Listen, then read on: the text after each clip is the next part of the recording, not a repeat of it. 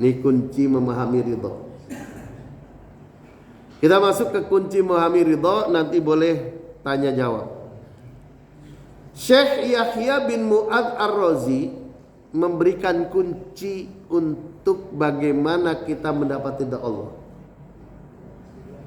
Kata Syekh Yahya bin Mu'adz Ar-Razi yang wafat tahun 258 Hijriah, beliau mengatakan begini: idza kunta la tarda anillah kaifa tas'aluhur ridha anka.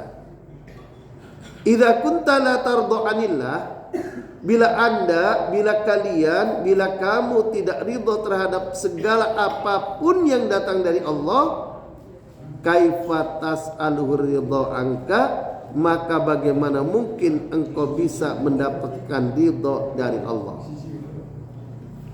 Hadirin kaum muslimin rahimakumullah. Jadi untuk mendapat ridha itu, radhiyallahu anhum wa radu'an, kita mesti ridha dulu kepada Allah, baru Allah akan meridhai kita. Kita mesti ridha dulu terhadap apa-apa yang datang dari Allah, baru nanti kita akan mendapatkan ridha Allah. Idza kunta la tarda anillah kaifa tas'aluhu ridha anka, kalau engkau tidak ridha terhadap yang datang dari Allah, maka engkau tidak akan bisa mendapat ridhonya Allah. Bagaimana caranya? Begini. Kita lihat kata Profesor Dr. Hamka, kalau mau lihat mukmin sejati, muslim sejati, lihatlah di masjid, lihatlah di mushola pada saat sholat subuh. Kira-kira jumlahnya banyak apa sedikit? Banyak apa sedikit? Dikit.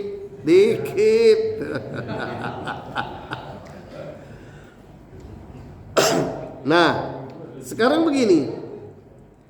Ada orang ingin mendapati ridha Allah. Salat subuhnya jam 6 waktu isyraq. Salat subuhnya jam 7 waktu duha, 6.30 waktu duha. Bagaimana akan mendapati ridha Allah wong salat subuhnya saja waktu isyraq, salat subuhnya saja waktu duha? Ini artinya orang itu tidak ridho kepada Allah bangun sebelum subuh. Kalau orang tidak ridho bangun sebelum subuh untuk sholat subuh tepat waktu, jauh dan tidak mungkin akan bisa mendapat ridha Allah. Allah di sepertiga malam terakhir memanggil, fatahajjad bih, maka kalian bertahajudlah. Nah, kira-kira saya mau tanya jujur nih, kalau jam 3 malam, sepertiga malam terakhir, kebanyakan diantara kita tahajud apa tidur? Tidur.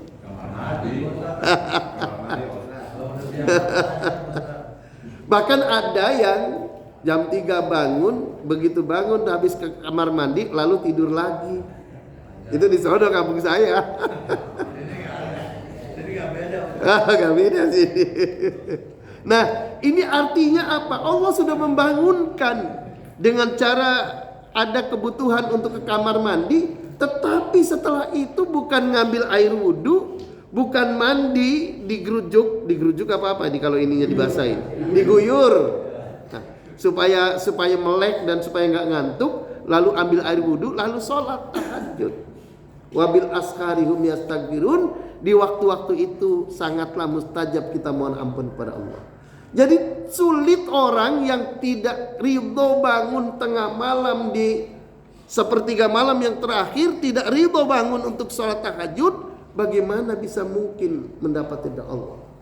Maka kata Imam Yahya bin Mu'adz Ar-Razi, idza kunta la tarda anillah, kalau engkau tidak ridho terhadap apa-apa yang datang dari Allah, maka sulit untuk mendapatkan ridha Allah.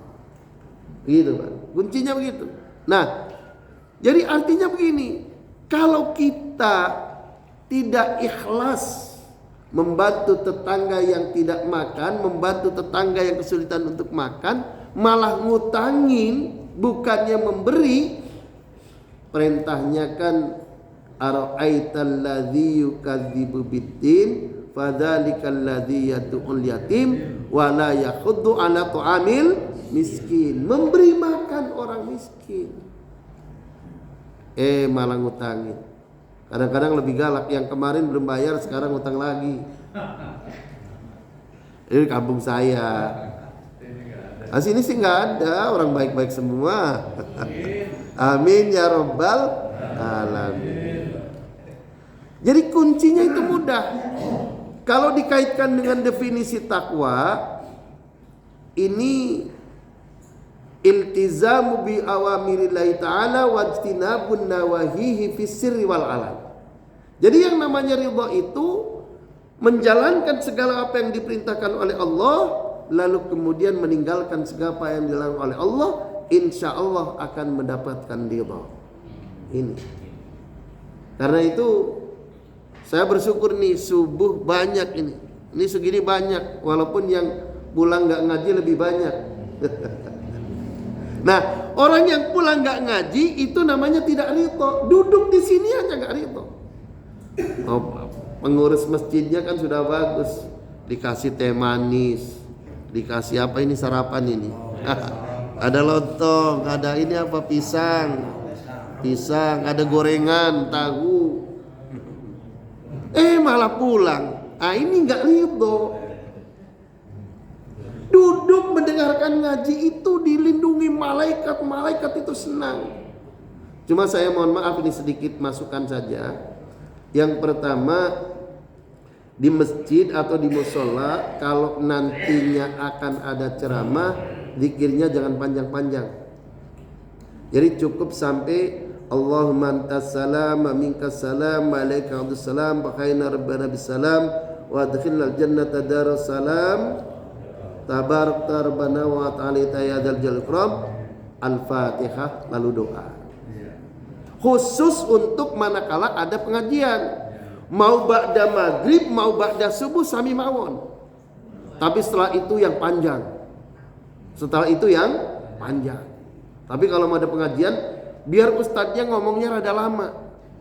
Tapi kalau ustadz sih tambah ngomongnya sedikit, tambah alhamdulillah. Cepat pulang. Apalagi ustadznya ini lagi. Ustadznya sebelum ceramah munajat dulu gitu loh. Karena itu bagi saya pakem. Pakem itu kenapa? Karena wala takilna ila tadbiri anfusina. Ya Allah, jangan berikan urusanku kepada diriku, karena aku itu atau kami itu tidak bisa membuat sesuatu. Jangankan memperbaiki sesuatu, membuat sesuatu yang patah saja tidak bisa. Jadi ini menunjukkan kerendahan, bahwa apalagi dibuka dengan subhanaka la ilma lana illa ma 'allamtana innaka antal alimul hakim. Ya Allah, kami ini enggak punya ilmu apa-apa kecuali Engkau berikan ilmu kepadaku ketika aku akan mengajar. Nah itu. Jadi orang-orang sufi, orang-orang tasawuf, orang-orang ahli zikir umumnya itu kalau mau ngomong itu mesti ngutip dulu ayat Al-Qur'an, subhanaka la ilma lana illa ma 'allamtana innaka antal alimul hakim. Itu begitu. Artinya kami ini nggak punya apa-apa. Bisa jadi ditanya juga nggak ngerti, nggak tahu. Kecuali Allah memberitahu, kecuali Allah memberikan ilmu. Amin. Ya Rabbal Alamin. Jadi kalau kita tidak ridho as-salatu ala waktiha, sholat tepat waktu, itu jangan berharap mendapat ridho. Dan ridho itu jauh lebih tinggi daripada surga. Makanya kalau orang baru minta surga itu masih rendah. Yang lebih tingginya untuk minta ridho. Allahumma inna nas'aluka ridhoka wal jannah. Mintanya ridho dulu baru jannah. Kalau sudah diridhoi Allah mah jangankan jannah, apa juga dikasih. Kalau Allah sudah ridho. Sama seperti kita, kalau mertua sudah ridho, anaknya dikasih, hartanya juga dikasih. Itu artinya sudah ridho. Kalau belum ridho, walaupun anaknya sudah dikasih, hartanya nggak dikasih. Karena belum ridho. Nah, ridho ini penting. Makanya jadi orang itu yang ridho, nunggu lama-lama ridho, nunggu segala macam ridho, dikir lama-lama mesti ridho. Tapi alhamdulillah di sini bagus, dikirnya sudah lama. Kebanyakan habis sholat tanpa dikir. Sudah habis sholat tanpa dikir ngomongnya bid'ah. Nah,